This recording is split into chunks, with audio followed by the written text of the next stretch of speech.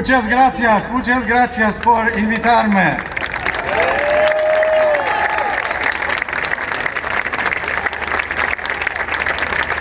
These are not my last words in Spanish, but most of it will be in English.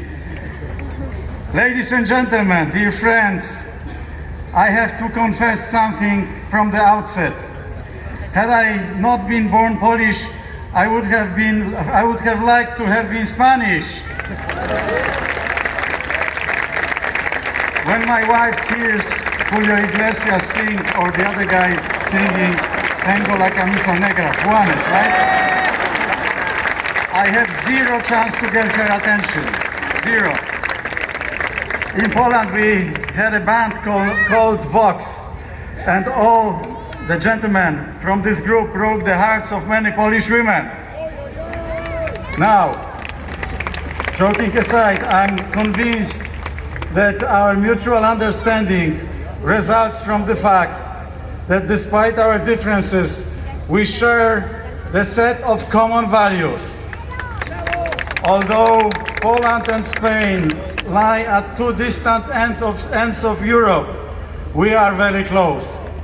Our nations both value independence above all else. For centuries, we have lived on the frontiers of civilization. In the West, Spain, and in the East, Poland.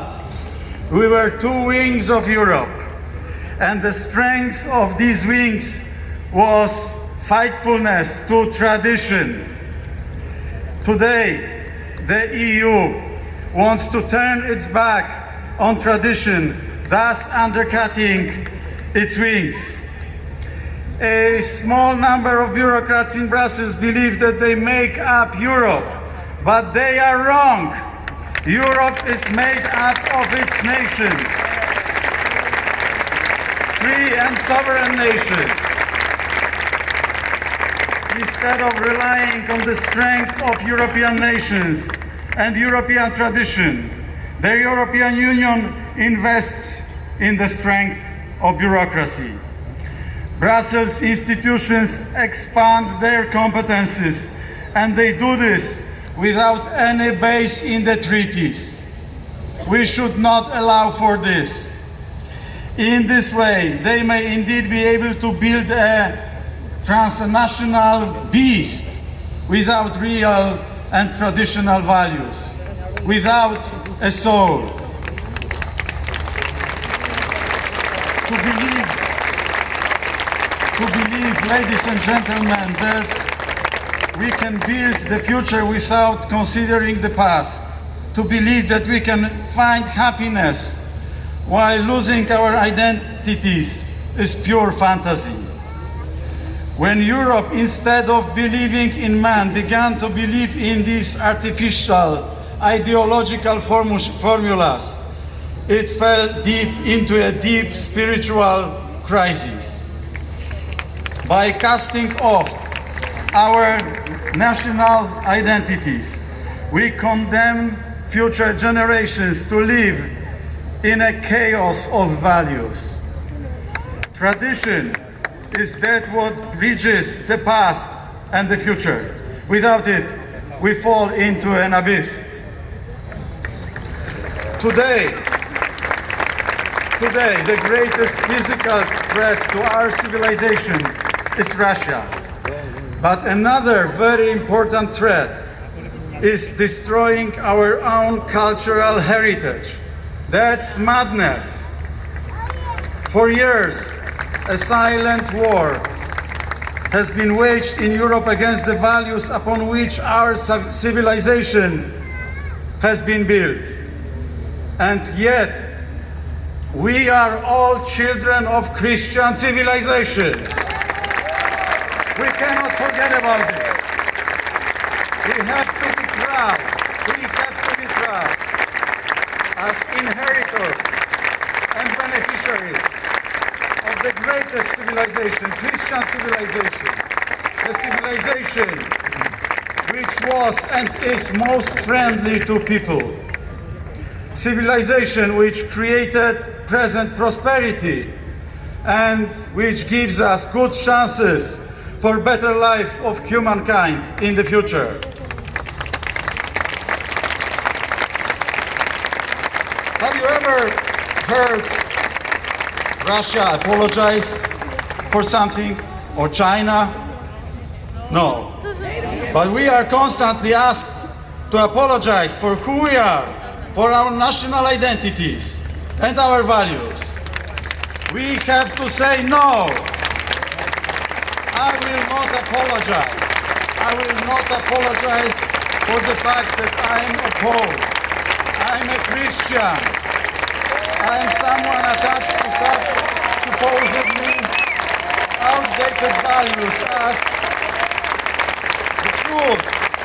I am attached to values as freedom, to solidarity, and to law and justice. And no Spaniard, no Italian, no Hungarian should have to apologize for that either. We have reasons to be proud of who we are. The strength that resides in the nation manifests itself in Ukraine.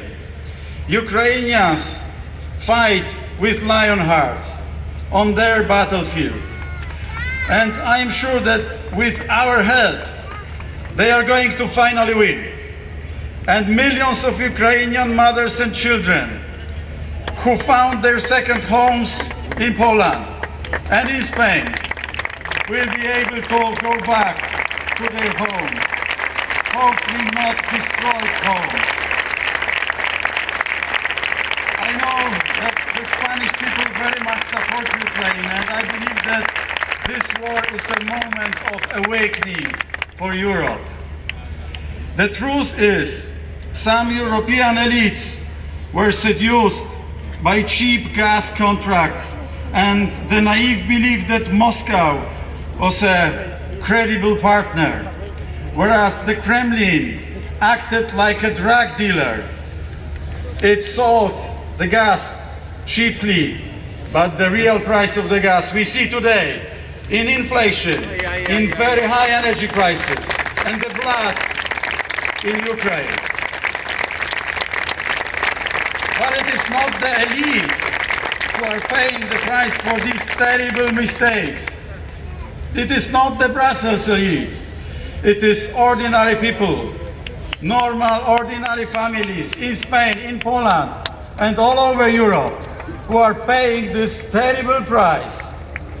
This is a great sin, a disastrous mistake made by the EU institutions and some big guys. And the mistakes should have been learned. Remember Brexit. Has the European Commission learned anything from this experience? Recently, it decided to instruct Italians to vote, how to vote in their elections. Terrible, terrible approach.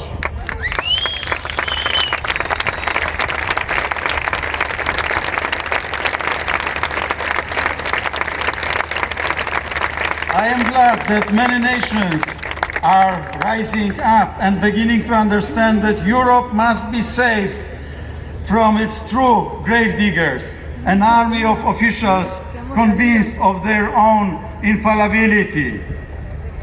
It is not too late. We can turn back from the way that leads to the abyss. And the growing number of political forces in Europe, like Vox, like you, the great people of Vox, give us hope that we can be stronger again, united again, that we can build a better future together. This can happen only on one condition. We must give power back to the true creators of modern Europe, its peoples. I have only one comment to all those spreading strange ideological experiments all over Europe. Maybe you could just let us be. Maybe you could let us live normal lives. Maybe you would be so kind and not force your ideas onto our families. Ladies and gentlemen, today Europe is overrun with people who want to break down the doors of our homes and refurbish them as they want. We do not allow for this. Our houses, those in Spain and those in Poland, are under threat. But when I look at you, I know one thing. We will protect our homes and we will protect our houses. And we will protect our values. And we will protect our home countries. Viva la normalidad. Viva la solidaridad. Viva la libertad. Viva Polonia. Viva España.